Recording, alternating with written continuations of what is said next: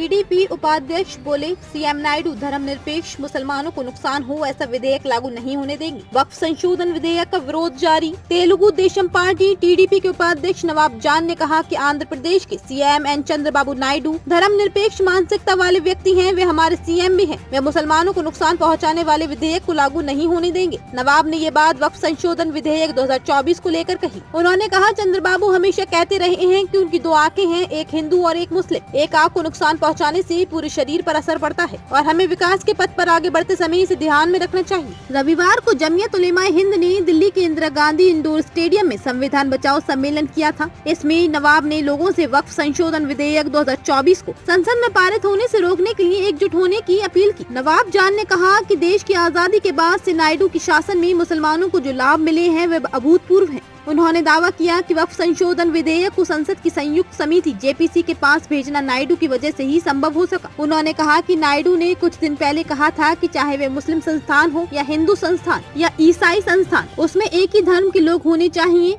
जान ने कहा कि हम सब कुछ बर्दाश्त करेंगे लेकिन देश की एकता को नुकसान पहुंचाने की किसी भी कोशिश को बर्दाश्त नहीं करेंगे। जमीयत उलेमाए हिंद के अध्यक्ष मौलाना अरशद मदनी ने कहा, अगर वक्फ बिल पास होता है तो टीडीपी प्रमुख चंद्रबाबू नायडू और जदयू प्रमुख नीतीश कुमार जिम्मेदारी से नहीं बच पाएंगे क्योंकि केंद्र सरकार इनकी बैसाखी पर ही चल रही है। मदनी ने कहा कि सांप्रदायिक नीतियों के कारण ही भाजपा को लोकसभा चुनाव में बहुमत नहीं मिला। मुस्लिम बाहर से नहीं आए हैं बल्कि इस देश के मूल निवासी हैं। अगर हिंदू गुर्जर जाट है तो मुस्लिम भी गुर्जर और जाट है तथा कश्मीर में तो मुस्लिम भी ब्राह्मण है। जमीयत ने कहा कि एनडीए में शामिल जो दल धर्मनिरपेक्ष होने का दावा करते हैं उन्हें इस खतरनाक कानून का समर्थन करने से खुद को दूर रखना चाहिए।